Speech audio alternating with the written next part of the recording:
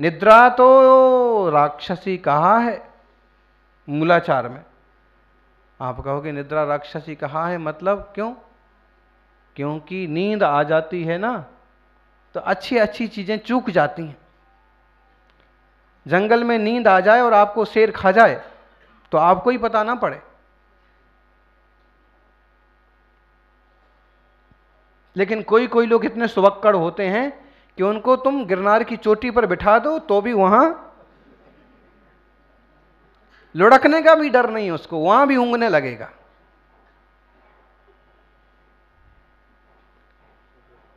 ये कहां से आया? आया तो ज्ञानावर्णी दर्शनावर्णी कर्म के उदय से, लेकिन इसको जीतने का पुरुषार्थ करना जरूरी है। मेरा स्वभाव नहीं है। गुरुवर सन्मति सागर जी महाराज रात्रि को मुश्किल से 2-3 घंटे निद्रा लेते थे। और वर्षों बाद वैसे ही प्रसंग हमारे साथ तब हुआ जब शत्रुंजय ऊपर शांतिनाथ भगवान के चरणों में रात्रि विश्राम किया। हम 9 बजे के लगभग विश्राम में गए और 12 सवा 12 बजे के बाद समय विश्राम पूरा हो गया। उसके बाद निरंतर जाप चिंतन ध्यान, बहुत प्योर परिणाम, बहुत ज़्यादा अच्छा लगा। और उसके बाद जो नहीं नींद आने वालों की जो दशा होती है ना, नींद नहीं आती तो बोले सिर दर्द करता है, पेट दर्द करता है, चक्कर आते हैं, वैसा कुछ नहीं हुआ। मतलब प्योरिटी कहिए, नेचुरलिटी कहिए, आत्मविशुद्धि बढ़ी। और वो क्रम था गुरुदेव का रोज का कि वो 9 बजे के लगभग विश्राम में जाते थे और 12 बजे के लगभग। और विमल सागर जी महाराज का भी यही था।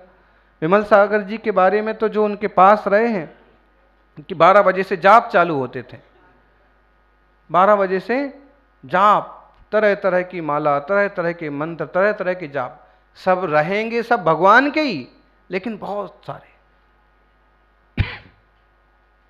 निद्रा को जीतने का उनका अपना एक तरीका कि मेरे समय, मेरे जीवन, मेरे घंटे सोने सोने में ना गुजर जाएं। सोते सोते ही निकल गई, सोते सोते ही निकल गई सारी जिंदगी, बोझा ढोते ही निकल गई सारी जिंदगी। पूरा गीत है। सोने सोने में निकल जाती है, हैं? कोई ट्रक के अंदर सो रहा है, कोई ट्रक के बाहर सो रहा है, कोई कमरे में सो रहा है, तो कोई छत पर सो रहा है, कोई दीवार से टिक के सोता है, तो कोई चौड़े में बैठ के सो लेता है। लेकिन निद्रा राक्षसी पीछा नहीं छोड़ती। मूलाचार में कहा है, हे मुनि नींद को जीतो। अब एक तरफ तो नींद को जीतने की बात कही और दूसरी तरफ आप देखो जिनको नींद नहीं आती, जिनको अनिद्रा की बीमारी है, उनसे पूछो कि नींद नहीं आने पर कैसा लगता है। उन्होंने अपने दिमाग में इतने क्लेश पाल लिए, इतने विकल्प पाल लिए कि शांति से घंटे 2 घंटे की नींद भी नहीं ले पाते। ज्ञानी क्या आया था साथ और क्या जाएगा हाथ।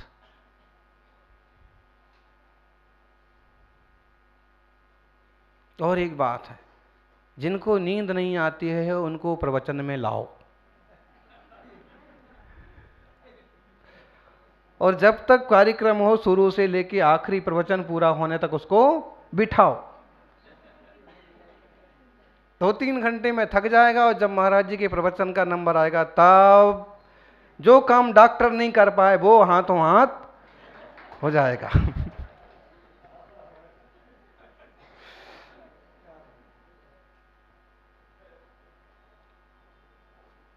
सज्जनों, कर्म तो सब जीवों के साथ लगे हैं, अपन इसको समझें। सिद्ध भगवान की पहली पूजा की हमने, और हमारी इच्छा है कि आज अपन उन 8 गुण और 8 कर्मों पर ही थोड़ी चर्चा करें। क्योंकि अपन उसी भूमि पर लगभग बैठे हैं जहां कभी महाराज श्रीपाल आए थे और रैन मंजूषा का पाणी ग्रहण संस्कार किया था। और तभी धवल सेठ ने भांडों के द्वारा एक नए ढंग से उपद्रव करवाया कि ये कोई क्षत्रिय पुत्र नहीं है, ये कोई राजकुमार नहीं है, ये तो भांड का लड़का है। भांड मतलब नाचने कूदने वाले, गाने बजाने वाले लोग, अथवा समझ लीजिए और नीची तरह के लोग।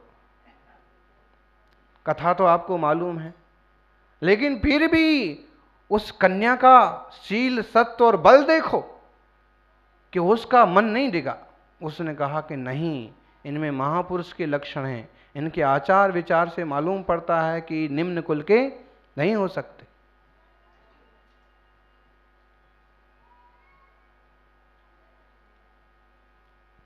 संभवतः यह वही भूमि है और वो कोई घटना यहां घटी, और उनकी जिन भक्ति भी जग में प्रसिद्ध है। मैना सुंदरी की जिन भक्ति, एक स्त्री अपने पति को किस ढंग से मोक्ष मार्ग में लगा सकती है। चूंकि श्रीपाल खुद भी कामदेव थे और जिनेंद्र भगवान के परम भक्त थे, लेकिन उस विपत्ति के काल में जब उनको कुछ नहीं सूझ रहा था, राज छोड़ करके भी निकल गए थे, भैंसे में एक कन्या ने कैसे तो भाग्य को सब कुछ माना। आजकल की बेटियों के लिए बहुत बड़ा उदाहरण है। माँ बाप की बात काट के तोड़ करके कहीं भी कूद जाती हैं, कहीं भी चली जाती हैं। उनके लिए बहुत बड़ा उदाहरण है कि जब एक श्रेष्ठ राजकुमारी, सक्षम पिता की बेटी, पिता भी कह रहे हैं कि जैसे सुर सुंदरी ने चुन लिया पति सुंदर राजकुमार, तू भी चुन ले। छूट देने के बाद भी कहा नहीं, माता पिता ज़्यादा बुद्धिमान होते हैं, माता पिता बच्चों का ज़्यादा अच्छा सोचते हैं।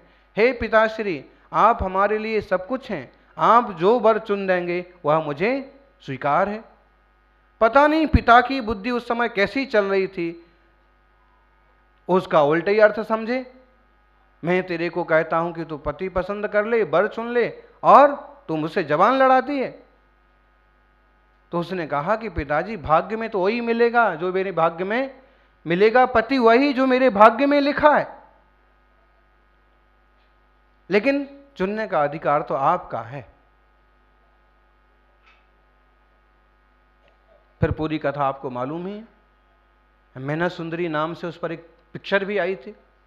पिता खूब रुष्ट हो गए, अब मैं ऐसा पति लाऊंगा, देखता हूं तेरा भाग्य कैसा है। कोड़ी पति जो दिया आपने, मैना सुंदरी कहे पिता से, एक दिन ऐसा आएगा, कोड़ी पति जो दिया आपने, कामदेव बन जाएगा। भाग्य होगा, पुण्य होगा, तो पुण्य के भाग्य के साथ उनने व्यवस्थित पुरुषार्थ भी किया। ऐसा नहीं कि हमारे श्रीमान जी कहीं भी जा रहे हैं तो जाने दो, उनका वो जाने, मैं तो अपनी पूजा करने मंदिर जाती हूं। अरे मैं पूजा करने मंदिर जाती हूं, अच्छी बात है, लेकिन कुछ इस ढंग का उपक्रम करो कि आप अपने प्रेम से उनके मन को बदल सको, धर्म ध्यान में उन्हें लगा सको। तो ये वह भूमि है जिस समय की ये घटना है। उस समय तो मैना सुंदरी भी साथ में नहीं थी।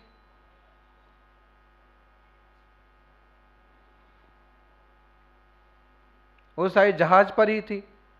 और फिर तब भी देखिए एक दूसरी रयन मंजूषा। रयन मंजूषा मतलब रयन मतलब शॉर्ट फॉर्म करते हैं तो रयन मंजूषा भी बोलते हैं, लेकिन बात रयन मंजूषा। रयन मतलब होता है रतन, और मंजूषा का मतलब पेटी। एक ऐसी कन्या, ऐसी लड़की जो अनेक अनेक गुण रूपी रत्नों की खजाना है। पिता ने पहचानने में भूल कर दी, लेकिन वो कहती है कि नहीं, वो सत्पुरुष हैं। ऐसी भूमि पर बैठ के अपन को ये आराधना करने का अवसर मिल रहा है। सिद्ध भगवान तो अनंत गुणों के धनी हैं, फिर भी पूजा का प्रारंभ 8 मुख्य गुणों से हुआ है। सम्मत नाण दंसण वीरे सोमम तहे वावगहणम अग्रुरौ मब्बावाहम 8 गुणावंती सिद्धाड़म। सिद्धों के कितने गुण होते हैं? 8 गुण होते हैं। 8 कर्मों का नाश हुआ तो 8 गुणों की प्राप्ति हुई। किसी व्यक्ति का कपट खत्म होता है तो सरलता पैदा होती है, किसी व्यक्ति का क्रोध खत्म होता है तो क्षमा भाव पैदा होता है, किसी व्यक्ति का मान मरता है तो मृदु स्वभावी निरहंकारी बनता है। बराबर है ना? ऐसे ही सिद्धों ने 8 कर्मों का नाश किया, 8 गुण पाए। सबसे पहले सम्यक्त गुण पाया। मिथ्यात्रय चौआदिक साया, मोहनाश छायक गुण पाया। निज अनुभव प्रत्यक्ष स्वरूपा, नमो सिद्ध समकित शिव भूपा। कैसे हैं सिद्ध भगवान? पहला गुण, मिथ्यात्व की 3 प्रकृतियां। कौन कौन सी? मिथ्यात्व, सम्यक्त्व और मिश्र प्रकृति। अपने में से कुछ लोगों का तो मिथ्यात्व ही पड़ा हुआ है। हमें ऐसे लगता है कि मैं ही सब कुछ करता हूं।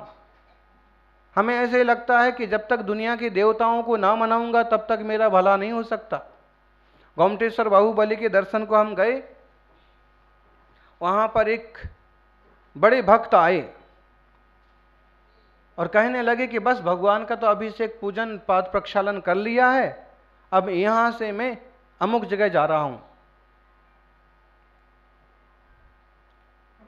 उनने एक रागी देवता का नाम लिया, वहां जा रहा हूं। तो मैंने कहा क्यों?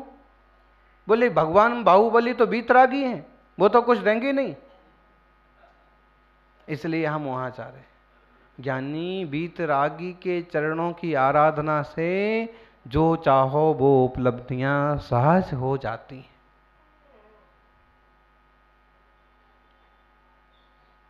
चक्रवर्ती सम्राट की थोड़ी सी सेवा से भी बड़ा राज मिल जाएगा, लेकिन गांव के सरपंच की सेवा करोगे तो बहुत ज्यादा मिलने वाला नहीं है।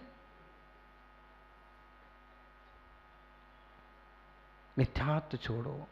4 कसाएं हैं, 3 दर्शन मोहिनी की प्रकृति और 4 अनंतानुबंधी संबंधी कसाएं। इनको मोह को नाश करके क्षायक सम्यक्त गुण पाया। निज अनुभव से अपने आप को प्रत्यक्ष जिन्होंने देखा है, ऐसे सिद्धों को नमस्कार हो। कहां से आया ये सम्यक्त गुण?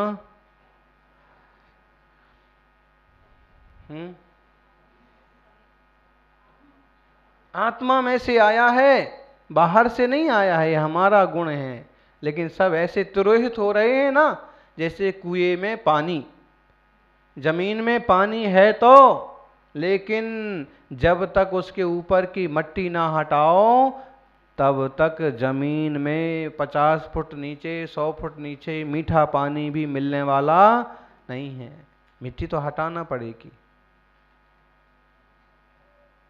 विकारों को तो खत्म करना पड़ेगा, विभावों को मिटाना पड़ेगा, तो सम्यक्त गुण प्रकट हुआ। ज्ञानावरण कर्म की चंद्र प्रभु भगवान का आज मोक्ष कल्याणक है, हैं? अर्घ आप लोग गा रहे थे ना चंद्र प्रभु भगवान का, क्या गा रहे थे? हैं? सची 8 दरब पुनीत, 8 अंग नमो, पूजो अष्टम जिनमीत। श्री चंद्रनाथ दुति चंद्र, चरणन चंद्र लगे।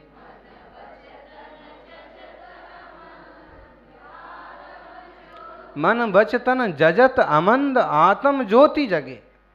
8वें तीर्थंकर। कहाँ जन्म लिया था प्रभु ने? चंद्र प्रभु में। चंद्र प्रभु ने चंद्रपुरी में जन्म लिया। पिता का नाम क्या था? महासेन। माँ का नाम सुलक्षणा। कहाँ से मोक्ष पधारे? सम्मेद शिखर से। और कौन से टोंक से? ललित प्रभकूट।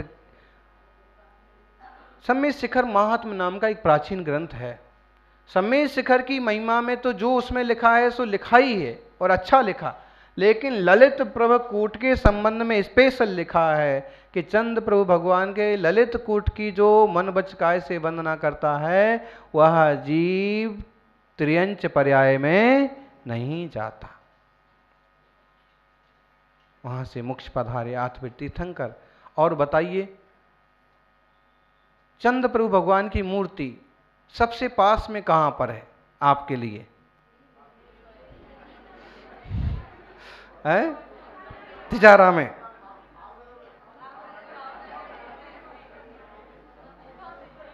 है अब घोघा बोल रहे हैं आप, हैं, लेकिन सबसे पास में यहीं ऊपर चंद्र प्रभु भगवान की मूर्ति विराजी। और उसकी महिमा भी लोग बहुत बताते हैं कि मुंबई के किनारे, समुद्र के किनारे और उल्टी मूर्ति पड़ी थी, और कोई धोबी कपड़े धोता था और कोई हारी बीमारी दुखी कोई व्यक्ति आ गया तो उसका पानी उसको देता था, उस पर कुछ घिस करके देता था, आदमी ठीक हो जाता था। बाद में धोबी को ऐसे लगा कि है क्या ये, और उसने पलट के देखा तो चंद्र प्रभु भगवान, और उस मूर्ति को यहां विराजमान करने का सौभाग्य मिला। प्रत्येक जिन मूर्ति अपने आप में महिमाशाली है, लेकिन हम उनकी महिमा और पूजा करें तो फल की सहज उपलब्धि होती। तिजारा के चंद्र प्रभु भगवान कितने प्रसिद्ध हैं। लोग कहते हैं कि अगर कोई भूत पिशाच वाला व्यक्ति देहरी के अंदर पांव धरता है तो भी उसकी बाधा विपदा दूर हो जाती है। उन भगवान की सेवा करने वाले देवता लोगों की सहायता करते हैं। तो चंद्र प्रभु भगवान का मंगलमय कल्याणक है, आठवें तीर्थंकर हैं। वे हमें सद्बुद्धि प्रदान करें, हमें भी सम्यक की उपलब्धि हो। सम्यक दर्शन पहला गुण है। जब तक भेद विज्ञान नहीं होता है तब तक सम्यक दर्शन नहीं होता। जब तक ये जीव 5 लब्धियां प्राप्त नहीं करता है, तब तक त्रिकरण नहीं करता है, तब तक इसके लिए भेद विज्ञान पूर्वक सम्यक की उपलब्धि नहीं हो। हम क्या करें सम्यक दर्शन पाने के लिए? जो कुछ हमसे संभव है, सच्चे देवशास्त्र गुरु की आराधना, निरंतर तत्वाभ्यास और आत्म तत्व का अनुभवन। मैं ज्ञायक चैतन्य आत्मा हूँ।